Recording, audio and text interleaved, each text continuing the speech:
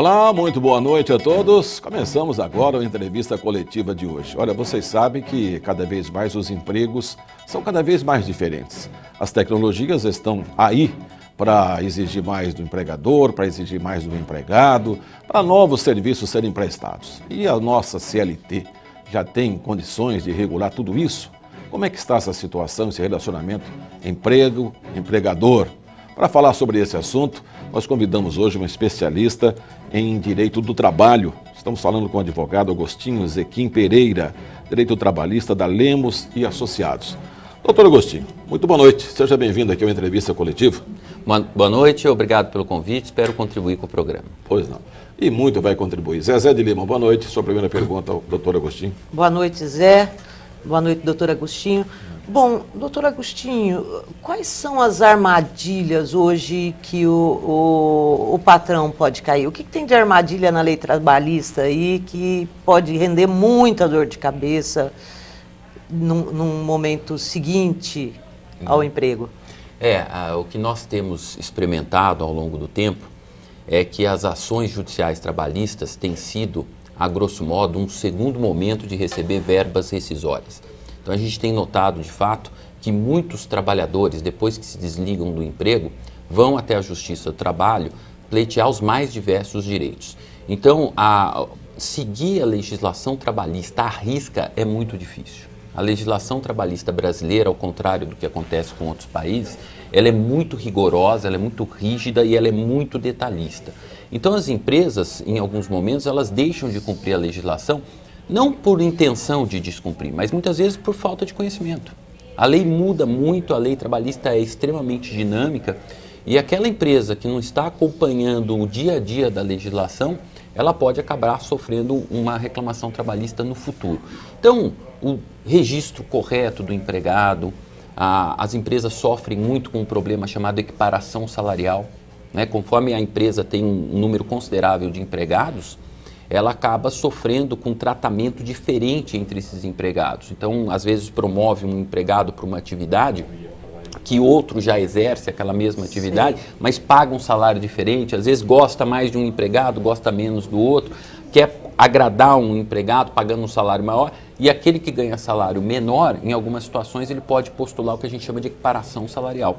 A lei trabalhista diz que, havendo identidade de função, a todo trabalho de igual valor, prestado ao mesmo empregador e na mesma localidade, tem que corresponder igual salário. Não pode ter distinção de sexo, de idade, nada disso. Então, a gente tem poucas exceções que permitem pessoas fazendo a mesma coisa na empresa com salário diferente. Seria o caso do empregado ganhar mais porque produz com maior quantidade. Aí a lei permite. Ou produz com melhor qualidade, ou uma diferença de tempo de serviço na função superior a 2 anos. Mas são questões que configuram exceção, mas a regra é sempre essa. A regra é pagar o mesmo salário para quem faz a mesma coisa na empresa.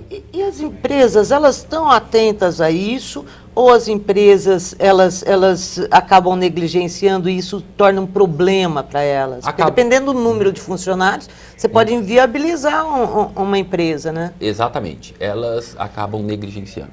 Né? Muitas vezes, quando a empresa é pequena, quando ela tem poucos empregados, é até fácil você controlar isso porque você está em cima. Se você pegar uma empresa de grande porte, aí fica bastante complicado porque você foge ao controle do empregador. Então, às vezes, um gerente de um determinado setor da empresa resolveu promover um empregado, ou, isso é muito comum também, às vezes um empregado não está dando muito certo num setor da empresa, e aí, ao invés de demiti-lo, transfere para outro setor lá dentro da empresa. Só que aí ele é transferido para um setor, ele acaba fazendo a mesma coisa que um colega, mas ganhando menos, porque ele já estava sendo subaproveitado. Aí depois, quando ele sai, fatalmente ele vai ajuizar uma reclamação trabalhista pedindo equiparação salarial. Então esse é um grande problema. Doutor Agostinho, nós temos tantos assuntos para falar, vamos ver se a gente consegue. Um outro assunto que eu quero falar com o senhor também, tenho visto muito isso, não só aqui na Bandeirantes, mas conversando com pessoas. É sobre esses afastados do INPS. O INPS depois libera o auxílio, né? Está liberado, o auxílio-doença, não acabou, você está bom, você está bem, pode voltar ao trabalho. E a empresa não o recebe. Baseando-se no que a empresa pode não receber, porque alega que não tem condições, há uma divergência entre o que a empresa pensa e o que pensa o perito do INSS. E o empregado fica ali, não pode no INSS, não pode na empresa.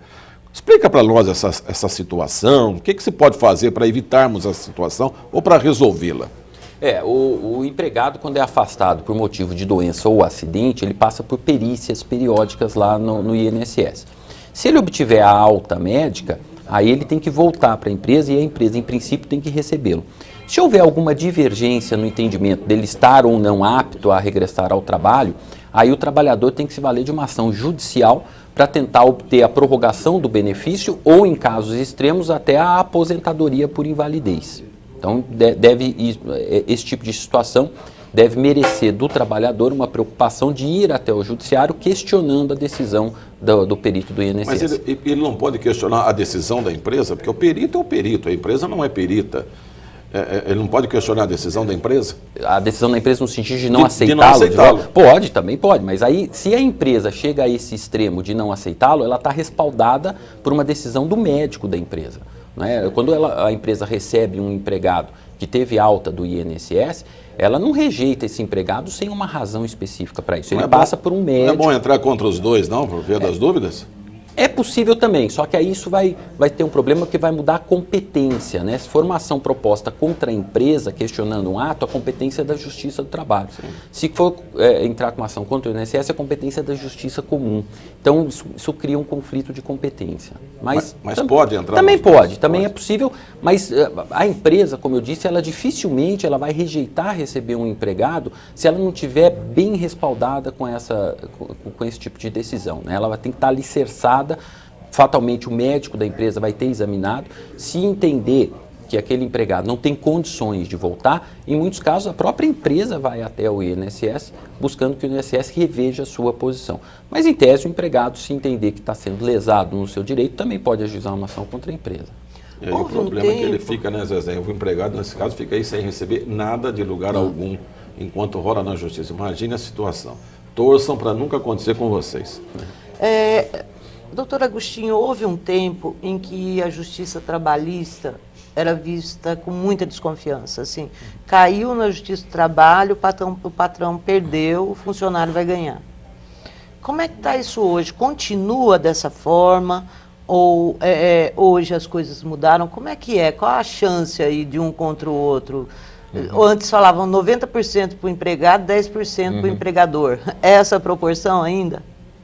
Na verdade, isso nunca foi uma regra. A gente tem isso como uma experiência, principalmente os leigos falam de fato isso, que a Justiça do Trabalho é extremamente paternalista, que a empresa já chega perdendo de 1-0 lá, né? Mas, na verdade, isso tem uma explicação lógica. O empregado e o empregador, eles não estão em pé de igualdade. O empregado é o hipossuficiente, o empregador é o hipersuficiente. Então, existe uma desigualdade natural entre eles. Então, se nós formos tratar empregado e empregador de forma igual, nós iremos manter a desigualdade natural existente entre elas. Então, a legislação trabalhista, tanto a legislação do direito material quanto do processual, a legislação trabalhista é de fato protecionista. E ela protege o empregado justamente para fazer com que eles fiquem mais próximos, para que você encontre uma igualdade real entre eles. Então, é por isso que se diz que a Justiça do Trabalho é muito paternalista. A gente tem regras processuais nítidas de proteção ao empregado. Por exemplo, a ausência do empregado numa audiência trabalhista gera o arquivamento da reclamação, quer dizer, ele pode entrar de novo com a ação depois. Mas se a empresa não comparece à audiência sem justo motivo, dá revelia e confissão.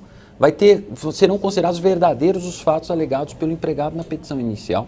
Muitos casos de inversão do ônus da prova, quer dizer, muitas situações fáticas, o ônus da prova é do empregador, não é do empregado. Então é por isso que se diz que a Justiça do Trabalho é paternalista.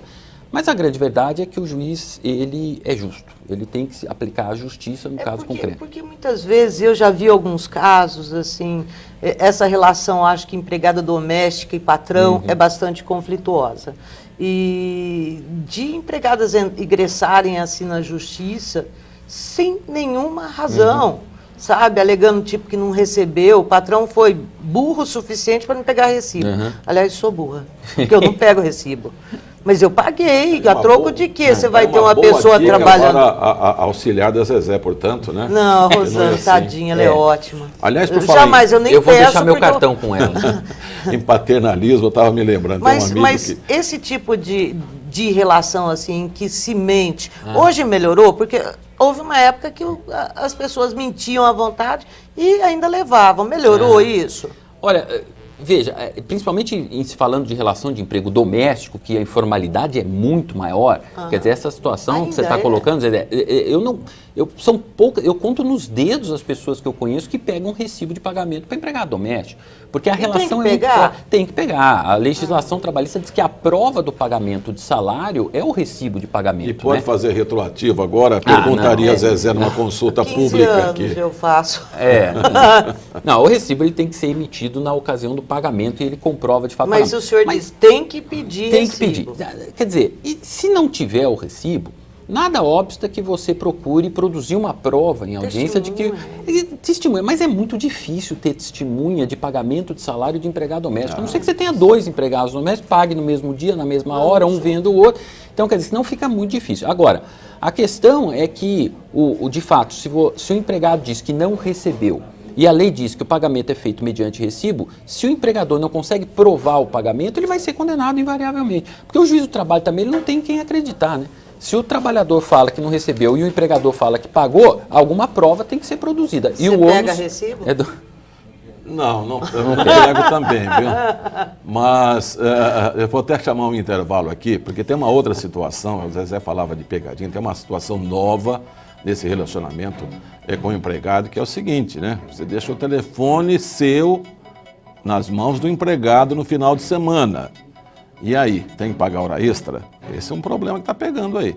Voltamos já com a segunda parte do Entrevista Coletiva.